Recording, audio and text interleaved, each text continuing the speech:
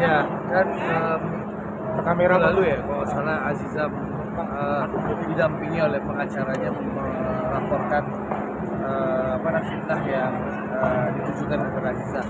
Saya rasa sesuai dengan mekanisme hukum yang berlaku ya, bahwasanya setelah Aziza melapor tentu nanti Aziza sebagai pelapor maupun saksi akan dibikin BAP oleh polisi.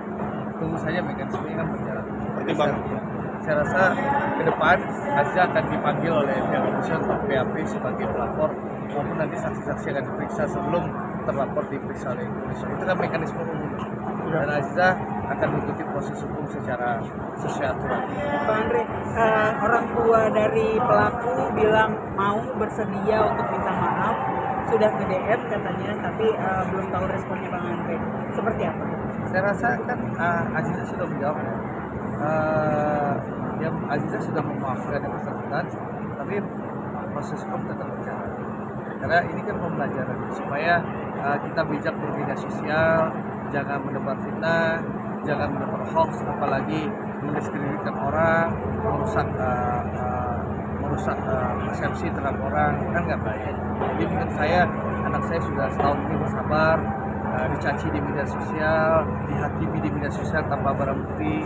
Ya saatnya memberikan efek jerah supaya ke depan tidak ada lagi orang melakukan fitnah berlebihan terhadap anak saya. Itu aja. Dan saya rasa Aziza kan sudah menyampaikan secara terbuka, dia sudah memaafkan, tapi proses hukum dan nggak ada urusan saya, itu urusan anak. Ya. Mengenai orang tua dari pelaku yang memohon-mohon itu gimana? Dan yang urusannya urusan Aziza sama anak. Saya juga nggak ikut campur kok. Saya datang ke kantor polisi nggak. Kebetulan kemarin saya datang ke Barreskrim itu dalam rangka mencabut laporan kasus saya. Saya melaporkan orang yang jadi orang yang menuduh saya mafia bola.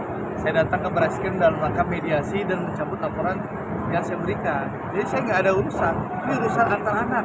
Jadi kita biarkan anak-anak menyelesaikan sama sudah dewasa, gitu loh. Artinya langkah hukum yang diambil Aziza, Abang mempercayakan kepada putri Abang? Ya saya rasa dia sudah dewasa dan dia perlu memberikan efek jerah dan pelajaran bagi para pihak agar lebih bijak bermedia sosial dan tidak gampang memberikan fitnah dan mengabarkan kabar hoax. Saya rasa wajar-wajar saja. Ya coba Abang kalau punya anak, wajar nggak anak Abang melaporkan sama? Oh ya wajar. Nah, ya sudah, ya udah. Urusan orang tua nggak ada urusan di sini. Saya nggak ikut-ikutan, ya. Itu urusan anak saya sama pengacaranya.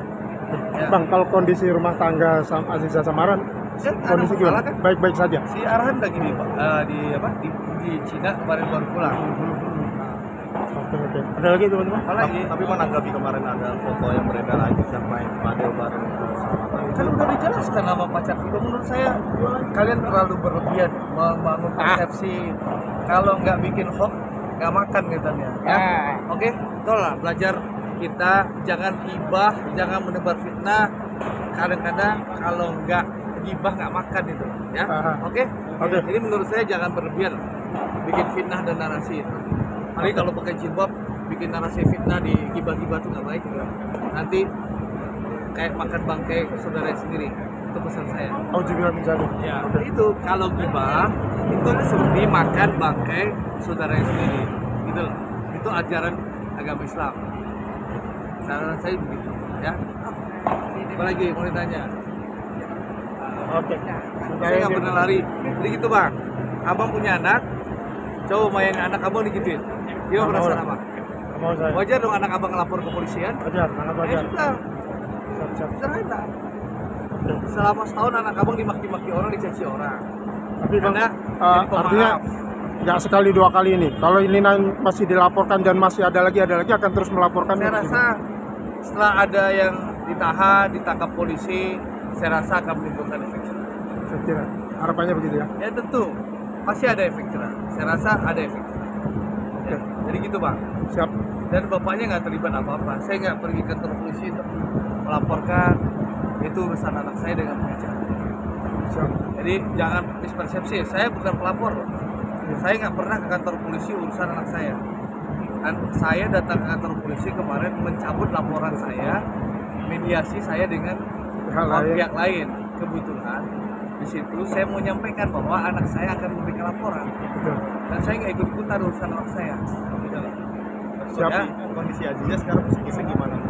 lagi main pedal baik-baik aja. Ya cukup kan?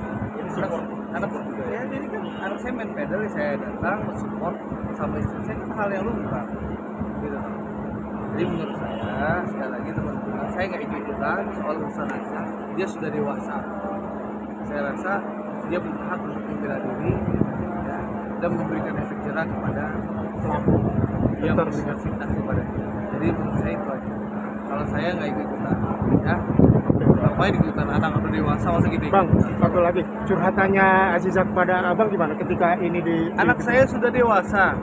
Anak saya sudah dewasa, anak saya tidak perlu curhat-curhat dan minta bantuan orang tua. Terima kasih. siap Siap, atur dulu, Abang, Bang. makasih.